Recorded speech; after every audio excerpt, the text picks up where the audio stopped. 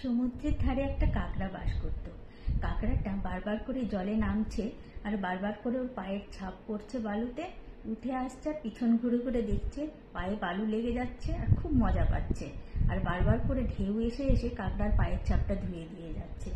আবার সে জলে নামছে, আবার উঠে আসছে, বারবার করে বালুতে তার পায়ের ছাপ পড়ছে, ঘুরে ঘুরে দেখছে, খুব মজা পাচ্ছে। তো বারবার ঢেউ এসে ধুয়ে দিয়ে যাচ্ছে। কাকড়া ভাবলো, ঢেউ তো আমার বন্ধু ছিল, সে কবে থেকে আমার শত্রু হলো যে আমার পায়ের ছাপগুলো ধুয়ে ধুয়ে দিয়ে যাচ্ছে।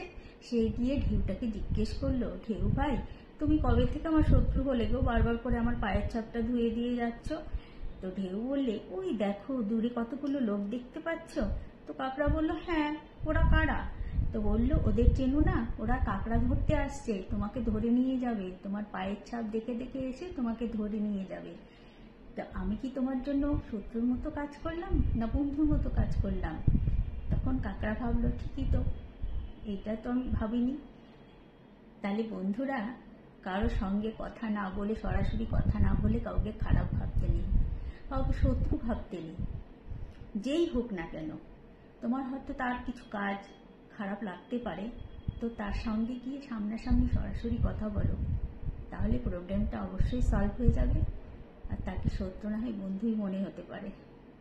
তো সরাসরি কথা বলা